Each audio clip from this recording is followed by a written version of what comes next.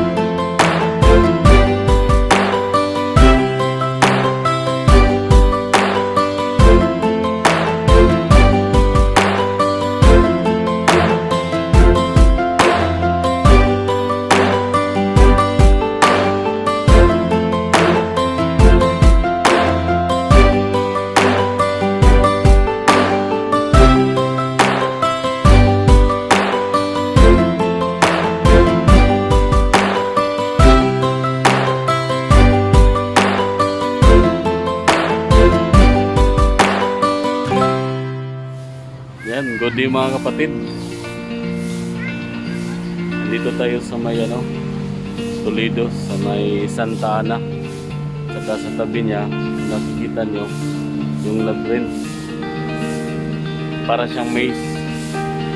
Tapos dito naman sa likod ko, yung Santa Ana Church.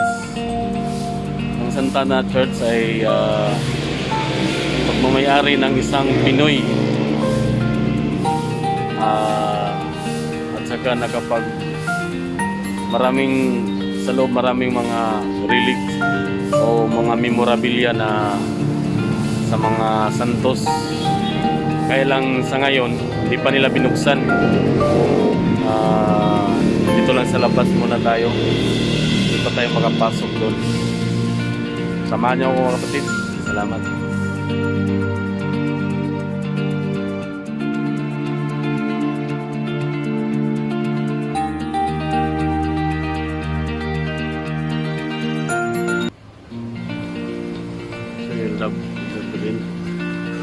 Para siyang maze. Dito lang yan sa may Toledo.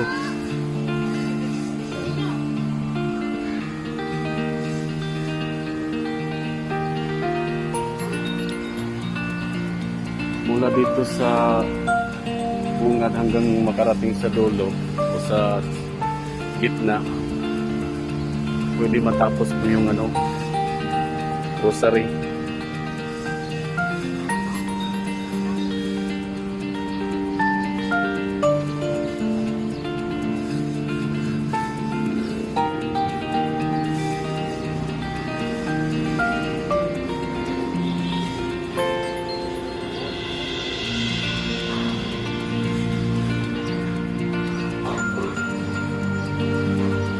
Ngayon na tayo nakapasok dito dahil sa lockdown.